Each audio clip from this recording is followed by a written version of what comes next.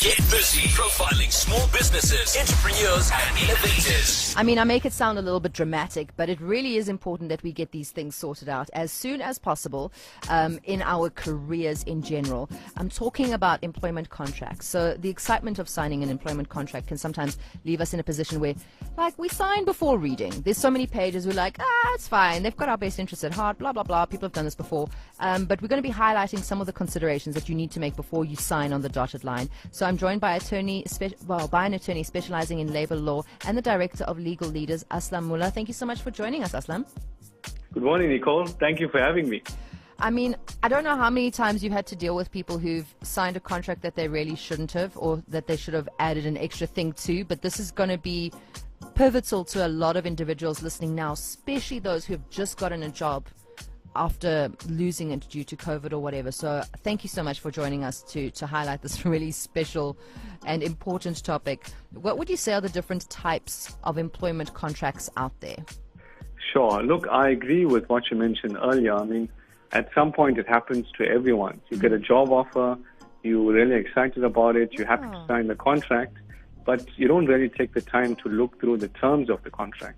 And Nicole, there are some clauses in there that can really hurt you later on. So you asked about the different types of employment contracts. You get fixed-term contracts, permanent contracts, independent contractor arrangements. However, the most common issue that I see in practice, Nicole, is a clause called a restraint of trade. Yes. And nobody knows how important that clause actually is because it can actually affect your future livelihood. Yeah. So if you look at a restraint of trade, essentially what that person is agreeing to is you're saying that you will not work for another competitor or start your own business in the same industry for a specific period of time. But then how are you going to pay your bills? Especially if that's like what you specialize in or the only thing that you do and know about. Yes, exactly. And in fact, there is actually a case regarding that was heard this year before the High Court, where an employee was taken to court on the basis of a restraint of trade. And he said to the judge, this is all I know. I've been doing this for the last 8 years, and it is COVID. It's a COVID time. People are trying to survive during this pandemic. Is it fair for me now to go find something else in a totally different industry? I don't have the experience. I don't have the qualification. I don't have the education. And the judge actually agreed with him. So, wow. Yes, the whole law around restraints of trade is based on something called public policy. And what that means, Nicole, is a restraint reasonable and fair considering the circumstances? And that was the pivotal point that the judge considered. The judge said, it's COVID time. A large number of people have been retrenched. People have lost their jobs. Businesses have been forced to close down. And the judge said it's really unfair for somebody who has accumulated these years of experience to now be expected to do something else. So in this case, the judge recognized and said they accepted the employee's argument and the restraint of trade was not enforced. However, Nicole, there is something to bear in mind that in the future that might not be the position. Okay. So what we have to consider, and here are some practical tips when an employee is signing a contract that has a restraint of trade. Firstly, we have to consider why is the employer trying to have that restraint? Basically, they're trying to protect their trade secrets from being leaked out.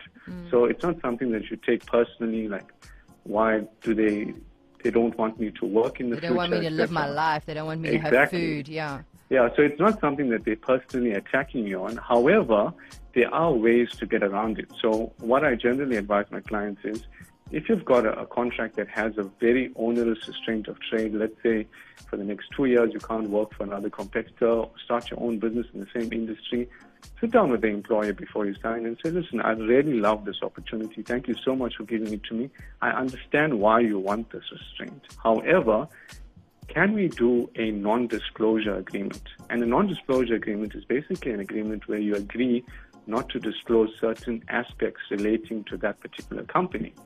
So, for instance, if you're working for Coke, you're not going to go and disclose the recipe for Coca-Cola, but you can go work in a soft drink market after that.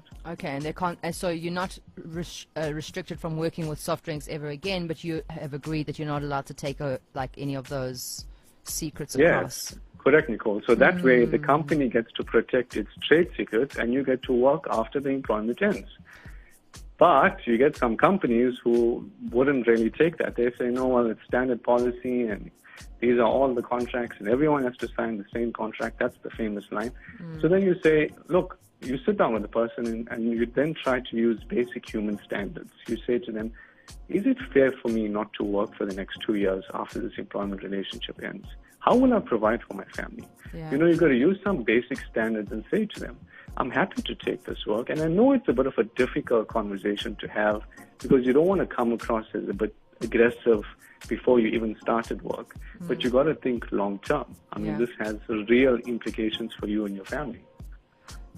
Sure. Aslam, you know what? I have a feeling, and I want to see if you're open to this, I have a feeling there's going to be a lot of people that actually have questions regarding this. And I'd also like to find out from you about abuse of fixed-term contracts, because I know in particular now there's a lot of individuals who are freelancers, but you're a freelancer for like 3 years, 4 years, 5 years, 6 years, 7 years, 15 years, 20 years for the same organization, and you just get a one-year contract.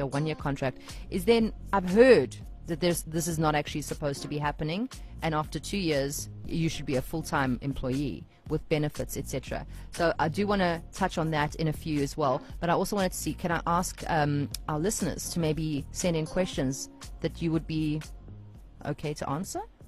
Sure. No, that's fine, Nicole. And you brought up an important point regarding the abuse of fixed-term contracts, because people need to know their rights.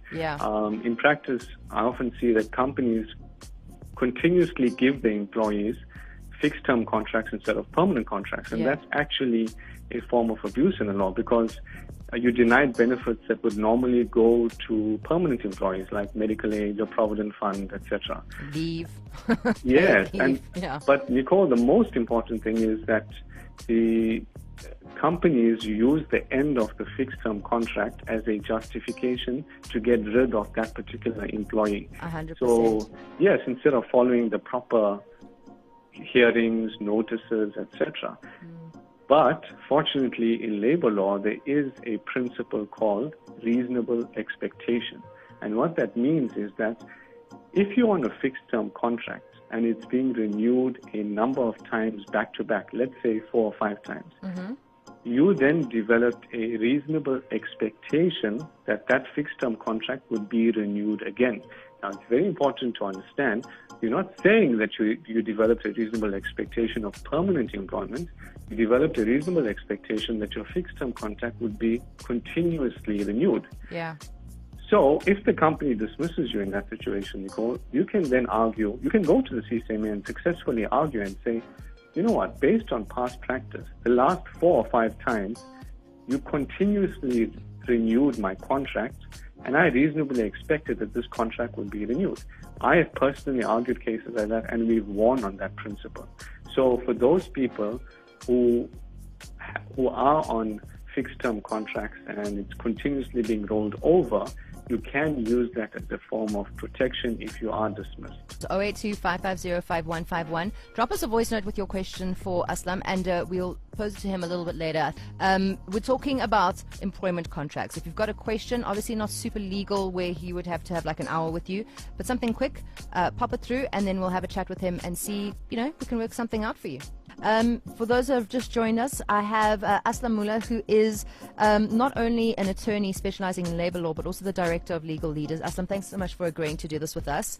No problem, Nicole. So we were speaking about contracts and just about employment contracts in general, fixed term versus, what was the other one, fixed term? Independent contractors. Independent contractors, and you said that you actually do have a case if you've just been rolled over and there's an expectation. So I thank you so much for that. That was really good to hear. Then there was a question, I think, sort of related to what we said earlier with restraint of trade. This was a typed out message. It says, if you are under restraint of trade, shouldn't you be paid your full salary while under the restraint?